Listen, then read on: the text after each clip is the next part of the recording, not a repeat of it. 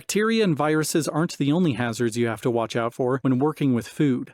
The same chemicals you use to kill pathogens can harm customers if you aren't careful. Recently, a family went to a quick service restaurant and ordered a vanilla shake for one of the children, but immediately after the young boy took his first sip, his tongue started burning. The boy didn't know what was happening and gave the shake to his mother, saying that it tasted gross. The mom drank some of the shake and could feel chemicals burning her throat as she swallowed. It turned out the shake had been contaminated with sanitizer and degreaser. 2 other people were poisoned before the restaurant figured out there was a problem.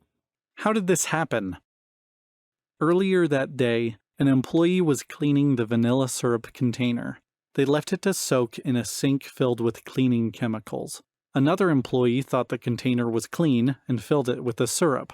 Luckily, none of the people who drank the contaminated shakes were permanently injured. Cleaning and sanitation are crucial to selling safe food, but they must be done correctly so they don't become a hazard too. You need to clean equipment often to remove dirt, dust, grease, and food residue. Cleaning alone works for floors and walls, but it isn't enough for food contact surfaces. Anything that may touch food also needs to be sanitized. Cleaning removes debris from surfaces, but pathogens might still be present on equipment that looks clean. Sanitizing kills pathogens with heat or chemicals. These processes work together to help keep food safe. Clean and sanitize anytime you think a food contact surface has become contaminated. Clean and sanitize before and after handling food, especially after working with raw meat. You also need to clean and sanitize when switching tasks or after taking a break. Even if you aren't switching food or tasks, you need to clean and sanitize your equipment after 4 hours of use. In 4 hours, foodborne bacteria can multiply to dangerous levels.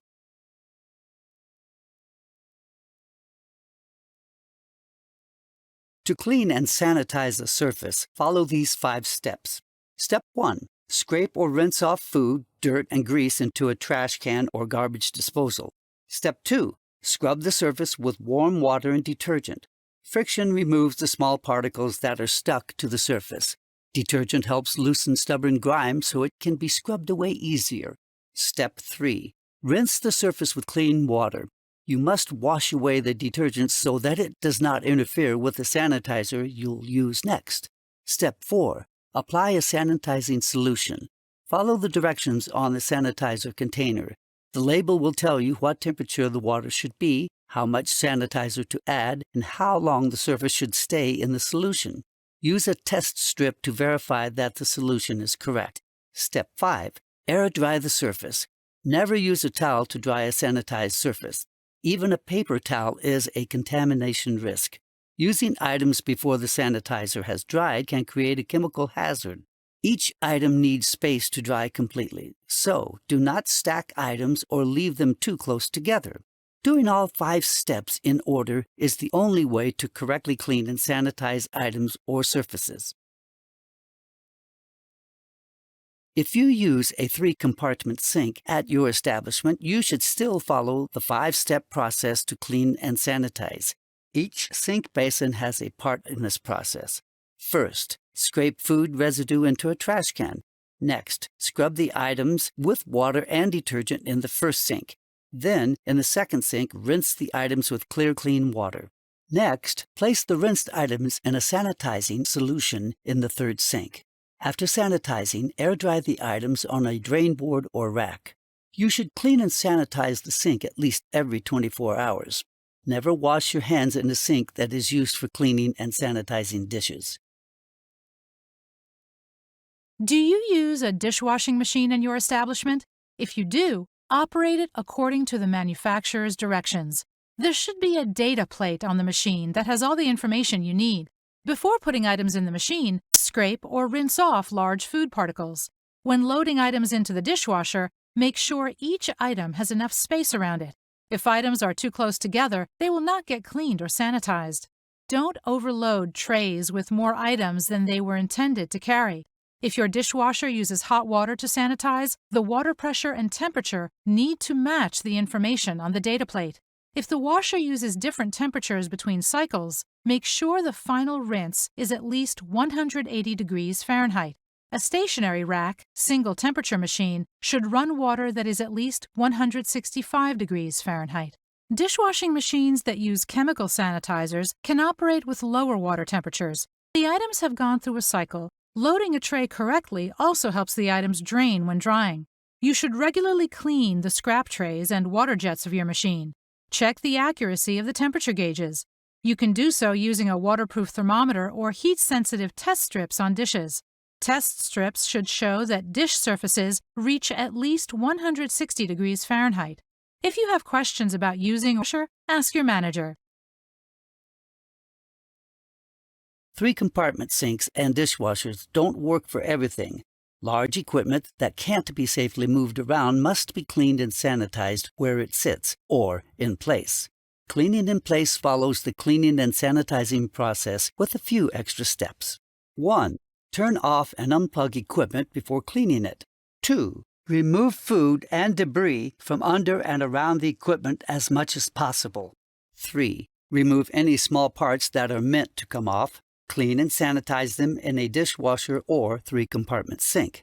4. Wash and rinse all food contact surfaces that can't be removed. Be careful not to splash dirty water around. 5. Wipe or spray the surfaces with a sanitizing solution. Follow the directions on the sanitizer label to mix it to the right concentration. Then, use a test strip to be sure. 6. Air dry all parts and then put them back together. Wearing single-use gloves can help prevent recontamination during this step. 7. If you touch any food contact surfaces while putting the equipment back together, sanitize them again after you're done. As always, if the equipment has manufacturer instructions for cleaning and sanitizing, be sure to follow them. Wiping cloths can spread contamination if you don't use them right.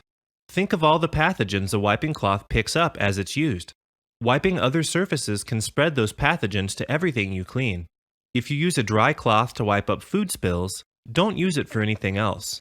Once the cloth is wet or dirty, it belongs in the laundry. If you clean with a wet cloth, keep it in a container of sanitizer between uses. The sanitizer prevents bacteria from multiplying in the cloth. When the sanitizer starts looking dirty, replace it. Check the concentration of the solution frequently with a test kit to be sure it's still effective at controlling bacteria.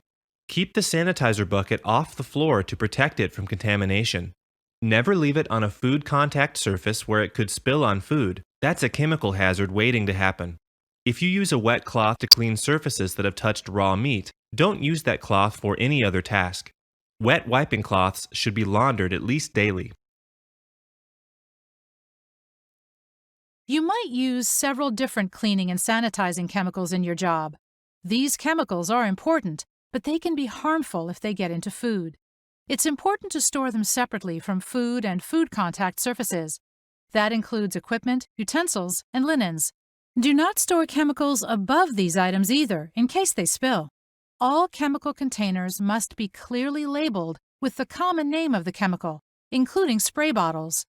Never store food or water in a container that used to hold a chemical.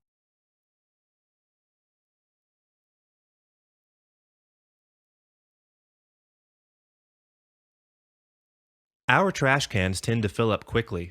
Maybe it's like that where you work too. Garbage disposal is an important part of our jobs because trash attracts pests. Indoor garbage cans should be accessible anywhere there's a lot of trash, but they shouldn't be placed where they can contaminate food.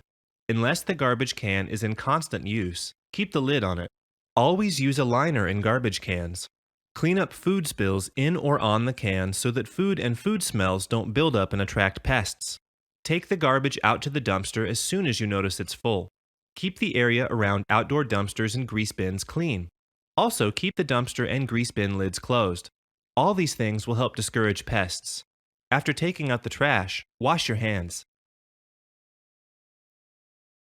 Hopefully, pest infestations happen rarely at your workplace. I work hard to make sure our building stays clean and in good condition so it's harder for pests to get in. All the doors in the food preparation and storage area are self-closing. We have an air curtain over the drive-through window to keep flying insects out. We also have screens over all windows that open. Rodents and insects can squeeze through surprisingly small openings, and rodents can chew through walls, even concrete. If you spot cracks or holes in the floors or walls, or gaps around pipes or under doors leading outside, let your manager know.